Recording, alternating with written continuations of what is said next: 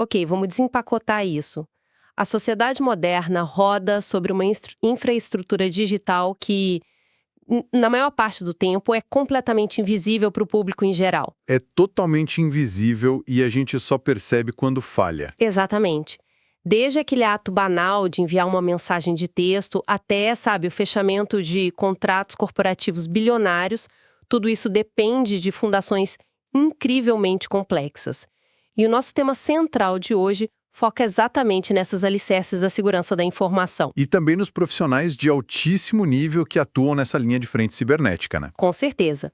Para essa nossa imersão de hoje, o material base que a gente escolheu é o conteúdo didático do curso Hackers do Bem. A gente vai focar especificamente nas aulas 1 e 2 do primeiro módulo. Um material excelente, por sinal. Vai desde os princípios fundamentais até aquelas metodologias de trabalho ágil na cibersegurança. E a nossa missão com essa análise é desmistificar esse universo todo. O objetivo é demonstrar para quem nos ouve que a proteção de dados não se resume a criar senhas longas com caracteres especiais e números. É muito mais que isso. Muito mais. Trata-se de um ecossistema gigantesco. É algo pautado em cálculos matemáticos de risco, metodologias de resposta rápida.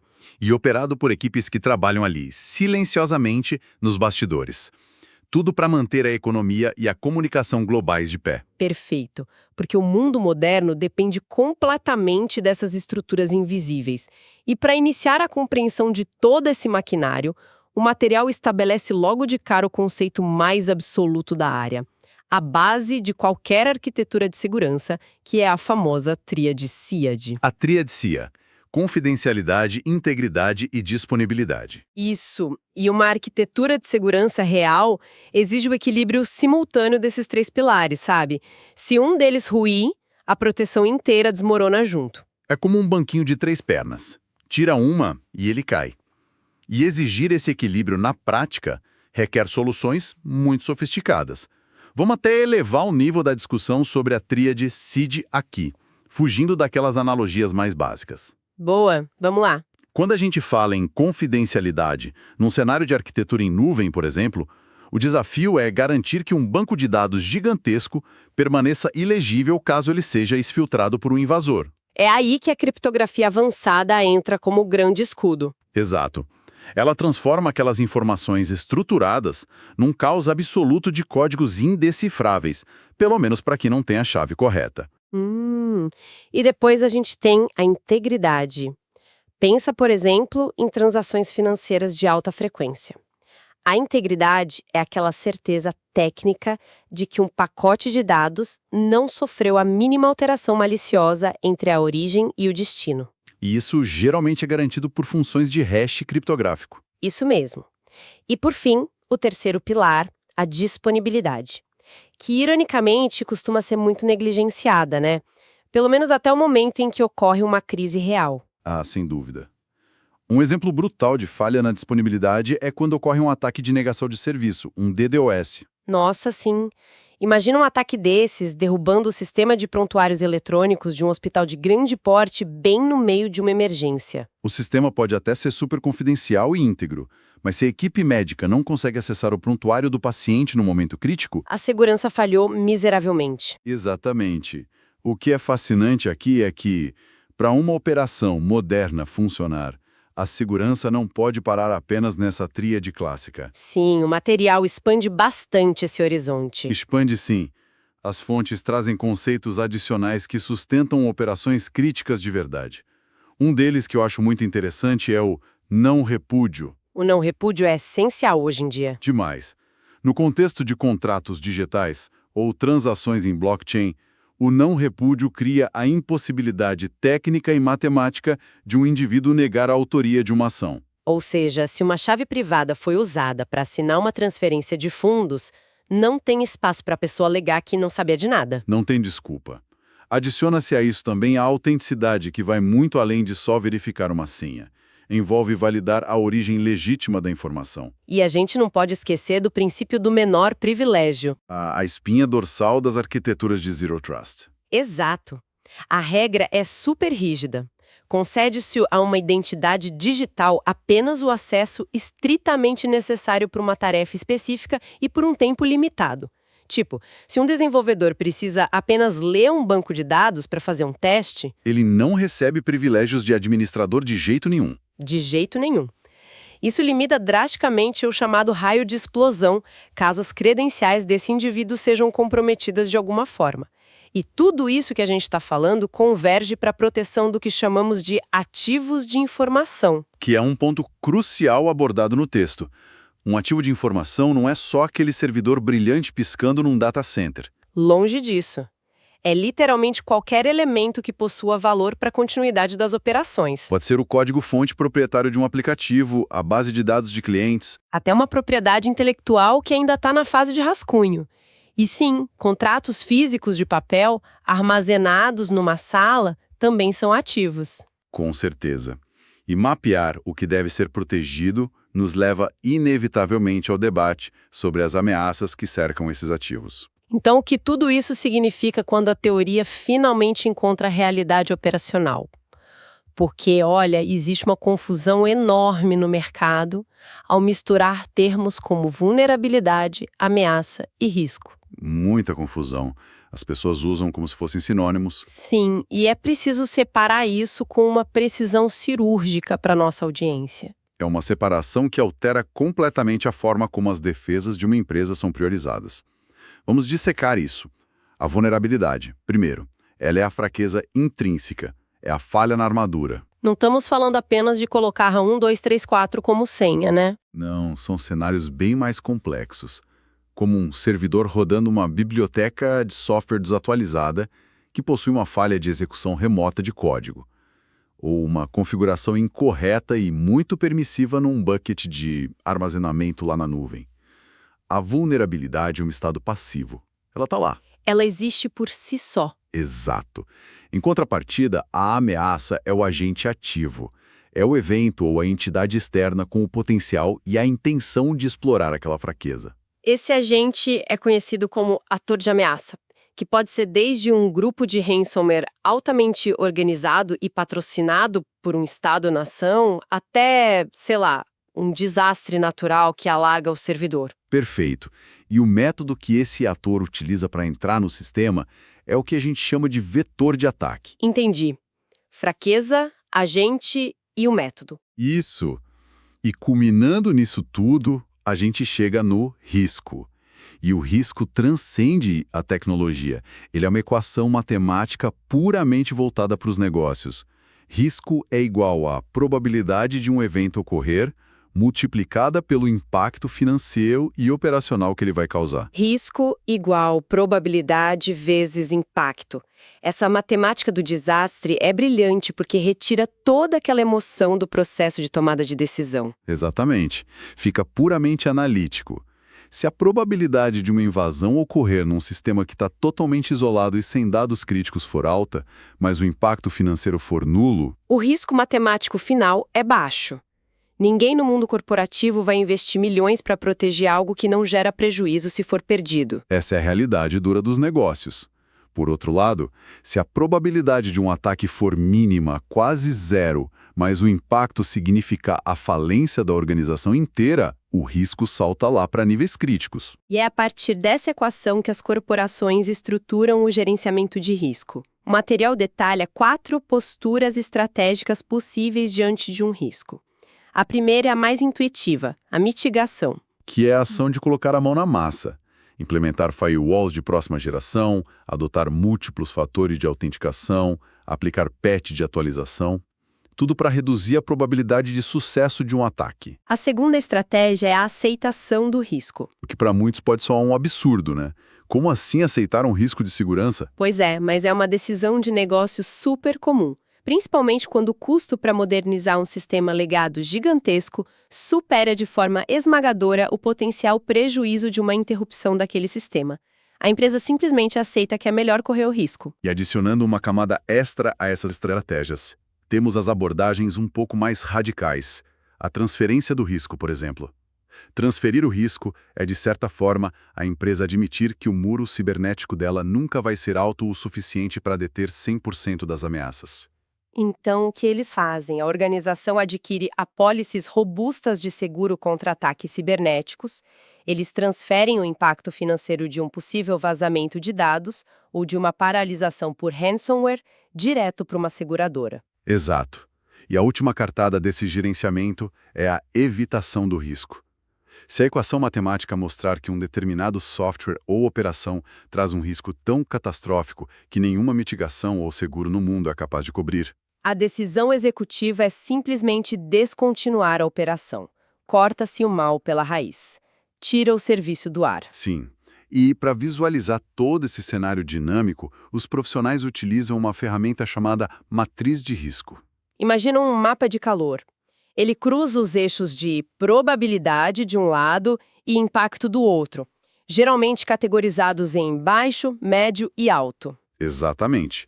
E quando se mapeia o ecossistema tecnológico inteiro da empresa nessa matriz, aquela zona vermelha brilhante de alta probabilidade e alto impacto dita imediatamente onde o dinheiro e o esforço de segurança devem ser injetados. E aqui é onde a coisa fica realmente interessante.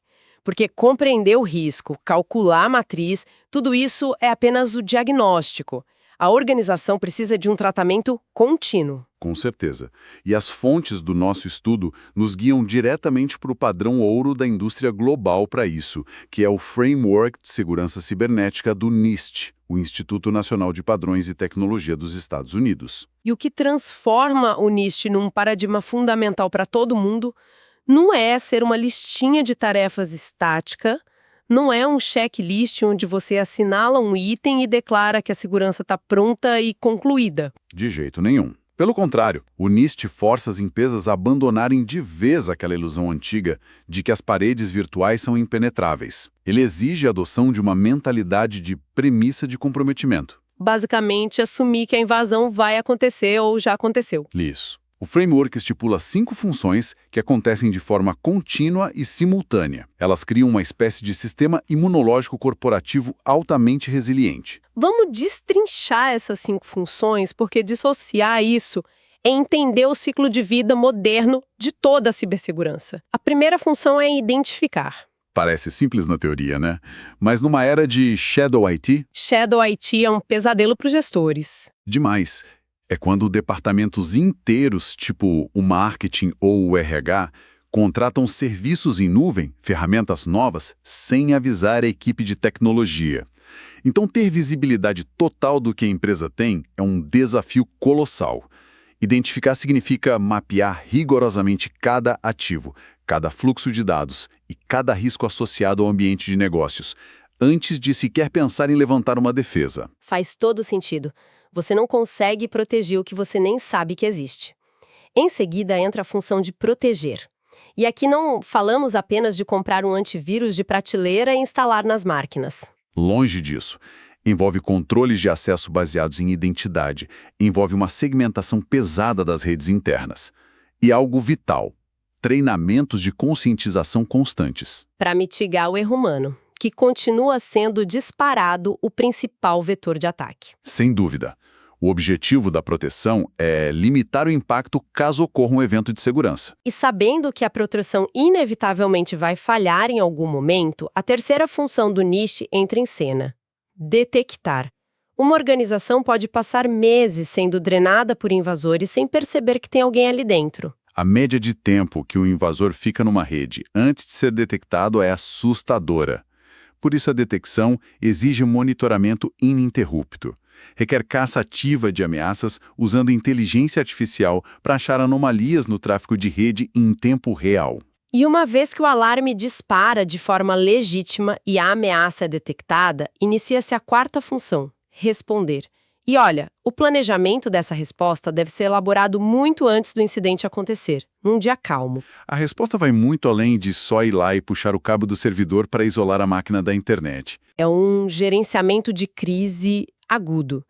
É preciso orquestrar toda aquela contenção técnica da equipe de TI, ao mesmo tempo em que se gerencia a comunicação com os stakeholders, os acionistas, as autoridades reguladoras e, possivelmente, conversar com a imprensa e com o público geral, tentando evitar um desastre total de relações públicas. E se a gente conectar isso com o quadro geral de resiliência corporativa, a gente chega na quinta e última função: recuperar. É aqui que as empresas provam o seu verdadeiro valor. O incêndio foi contido, os invasores foram expulsos, mas os sistemas estão no chão. Tudo parado. A recuperação dita a rapidez com que a organização consegue restaurar serviços críticos a partir de backups imutáveis e limpos, garantindo que o negócio continue operando. E, mais importante ainda, a fase de recuperação exige um exame minucioso pós-incidente. Para aprender com os erros. Exato. Implementar melhorias arquitetônicas, garantindo que o mesmo vetor de ataque nunca mais seja bem sucedido. O raio não pode cair 2 vezes no mesmo lugar. E um ponto legal do material é mostrar que, quando essas 5 funções do NIST são apresentadas aos conselhos de administração, elas servem perfeitamente para justificar investimentos de capital. Fica muito mais fácil de mostrar o valor da área.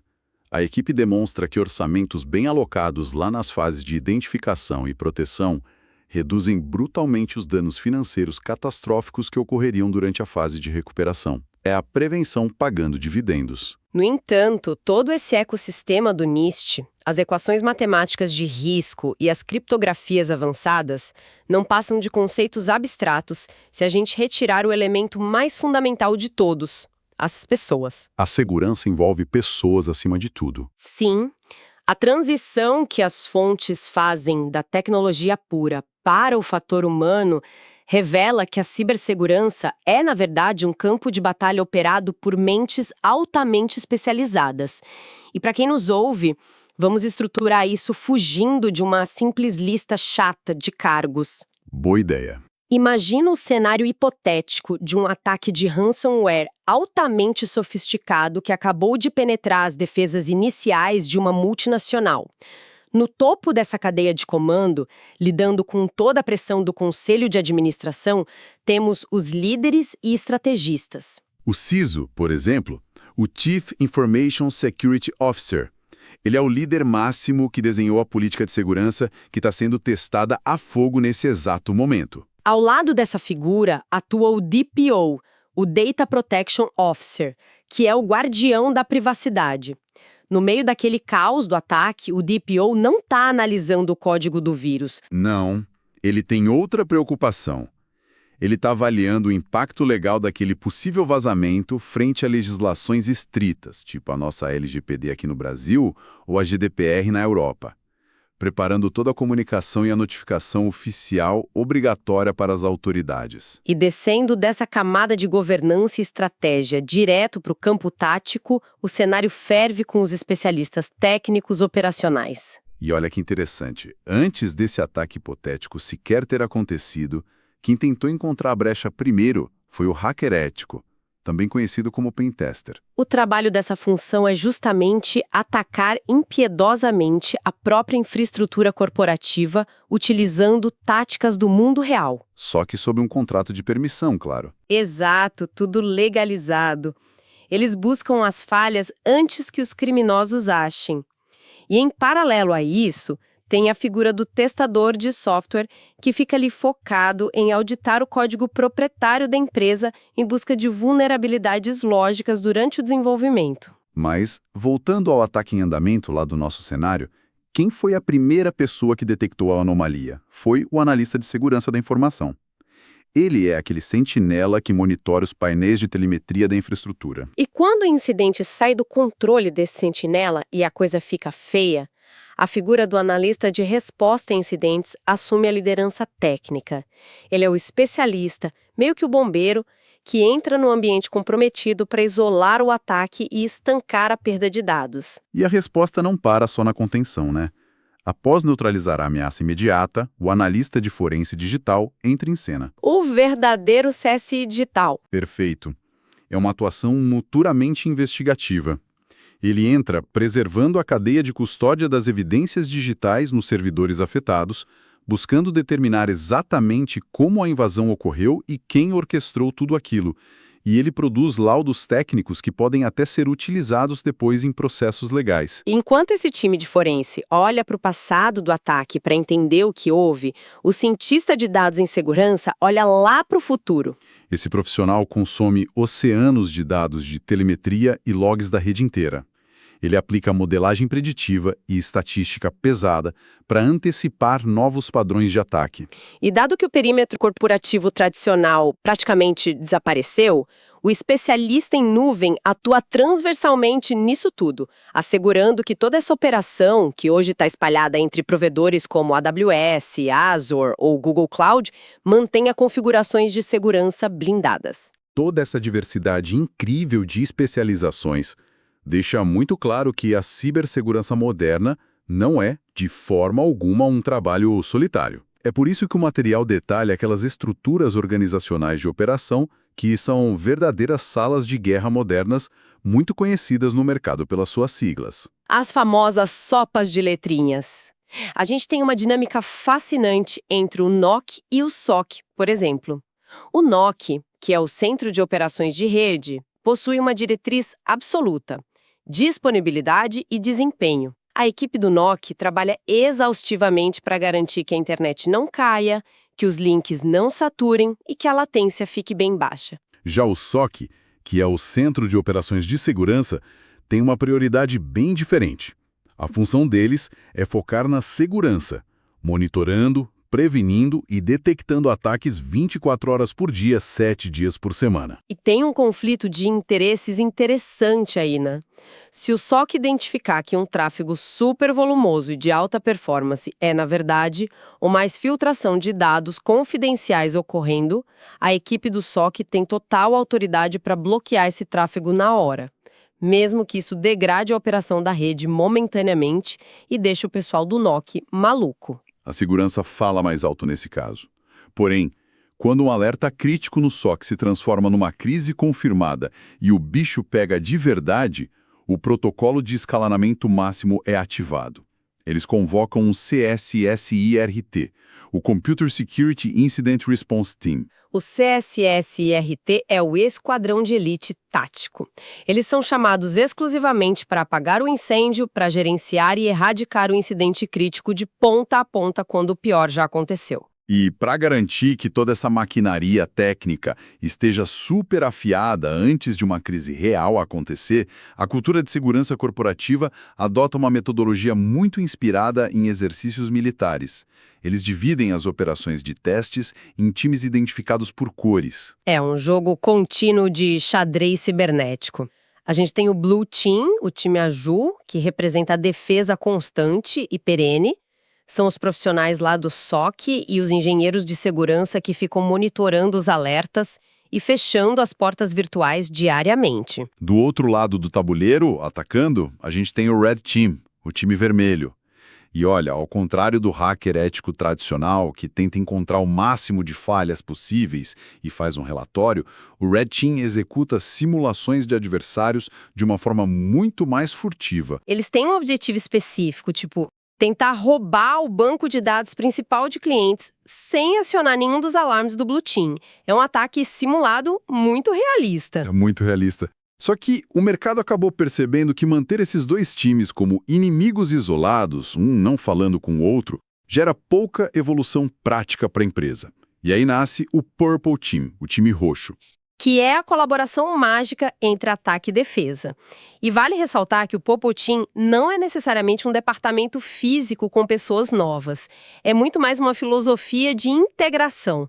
Atacantes e defensores passam a colaborar abertamente, compartilhando táticas em tempo real para otimizar e calibrar os sistemas de detecção e melhorar a postura geral da organização. E supervisionando essa simulação complexa toda, existe o White Team, o time branco. Eles atuam como juízes neutros que definem as regras de engajamento, validam os testes e garantem que o pessoal do Red Team não acabe derrubando serviços críticos da empresa acidentalmente durante a brincadeira. Agora, orquestrar todos esses times coloridos, tecnologias, frameworks, sem que a organização colapse num mar de burocracia, isso exige uma transformação imensa na forma de trabalhar.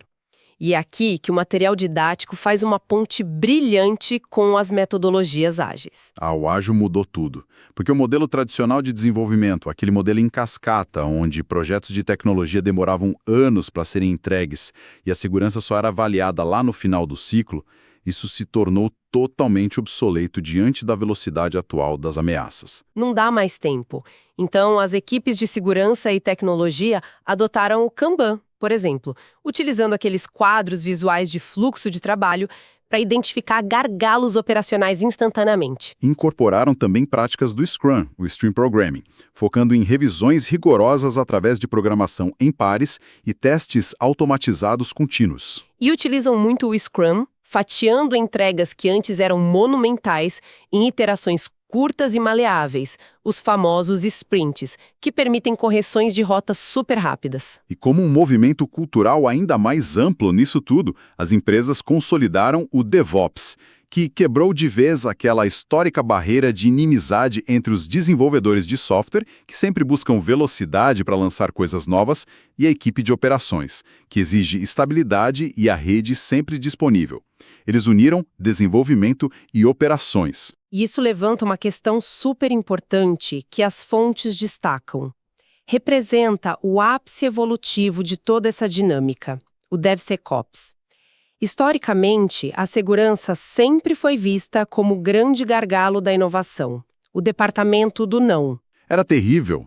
Um time de desenvolvimento passava meses construindo uma aplicação nova e brilhante. Aí, na véspera do lançamento, o projeto era entregue à equipe de segurança para uma auditoria final. E, invariavelmente, falhas estruturais graves eram encontradas. O lançamento era bloqueado, o cronograma ia para o espaço e o atrito entre os departamentos explodia. Mas o DevSecOps muda essa narrativa completamente através de um conceito chamado Shift Left, que significa, literalmente, deslocar para a esquerda. Ou seja, deslocar a preocupação com a segurança o mais para a esquerda possível na linha do tempo do projeto. Exato. A segurança não é deixada para o final. Ela deixa de ser um pedágio no fim da estrada e passa a ser intrínseca. Ferramentas automatizadas vasculham o código em busca de vulnerabilidades no exato momento em que o desenvolvedor digita no teclado. Bibliotecas de terceiros são validadas antes mesmo de serem importadas para o projeto. A infraestrutura em nuvem é provisionada através de scripts que já foram auditados. Enfim, a segurança torna-se um pilar inegociável da engenharia de software desde o minuto zero. E essa integração orgânica que o DevSecOps propõe representa um nível de maturidade excepcional para qualquer empresa. A responsabilidade pela proteção da informação deixa de ser um fardo exclusivo do CISO lá no topo ou dos analistas isolados no SOC. Passa a ser uma cultura compartilhada por absolutamente cada membro da organização. Cada linha de código escrita, cada configuração de rede aplicada já nasce com as premissas de confidencialidade, integridade e disponibilidade embutidas. É a materialização prática de toda aquela teoria de risco e governança que a gente discutiu lá no começo. Fantástico! Chegamos assim ao fim da nossa análise profunda sobre essas fundações críticas. Para quem acompanhou a gente, foi uma progressão notável. Partimos dos blocos de construção teóricos irrevogáveis da tríade CID, mergulhamos naquela frieza matemática que diferencia as ameaças dos riscos reais e avançamos para a governança estruturada através do framework dinâmico do NIST com as suas 5 funções. Em seguida, trouxemos toda a teoria para a realidade operacional, observando a complexidade das funções humanas, desde os estrategistas lá no Conselho de Administração até os times de forense e resposta a incidentes nas trincheiras, operando naqueles centros táticos integrados, tudo impulsionado por metodologias ágeis e pela revolução do DevSecOps. É um mundo em tanto. E acho que para nossa audiência, entender isso tudo é perceber de vez que a segurança da informação é um organismo vivo.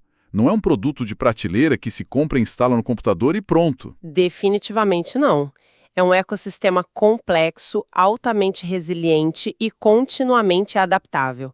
E é indispensável para manter a engrenagem da nossa sociedade moderna e digital girando sem interrupções. Contudo, toda essa evolução acelerada do DevSecOps nos impulsiona a uma projeção bem instigante. extrapolando um pouco o cenário que o material de hoje desenhou para a gente. Opa, adoro essas extrapolações. Pensa comigo. Se o conceito de DevSecOps continuar evoluindo para uma automação total, incorporando, sei lá, modelos de inteligência artificial generativa, capazes de escrever, analisar e auditar códigos em tempo real, de forma autônoma, qual vai ser o futuro das operações humanas nisso tudo? É uma excelente provocação. Será que é plausível a gente imaginar um horizonte bem próximo onde essas gigantescas salas de guerra do SOC, repletas de telas, gráficos e analistas humanos, e até mesmo as equipes táticas avançadas do CSIRT, deixem de existir e se tornem 100% invisíveis? Substituídas por algoritmos, poderíamos estar caminhando para um ecossistema onde inteligências artificiais autônomas travam verdadeiras batalhas de ataque e defesa cibernética, operando em segundo plano, em milissegundos, corrigindo vulnerabilidades ativamente, antes que qualquer ser humano tenha sequer a chance de intervir. Tornando a profissão de cibersegurança tática, do jeito que a gente conhece hoje, uma relíquia do passado. Fica aí o questionamento. Uma projeção que abala profundamente aquela premissa de que o julgamento humano será sempre necessário na linha de frente defensiva. E com certeza um ponto de partida fascinante para a audiência explorar por conta própria. O cenário tecnológico é implacável na sua transformação e as estratégias de sobrevivência digital precisam acompanhar esse ritmo vertiginoso. Deixo aqui um agradecimento imenso pela companhia durante toda esta imersão detalhada nos alicerces da proteção cibernética. Continuem questionando as estruturas invisíveis ao redor, mantenham o senso crítico sempre aguçado e até a nossa próxima análise profunda.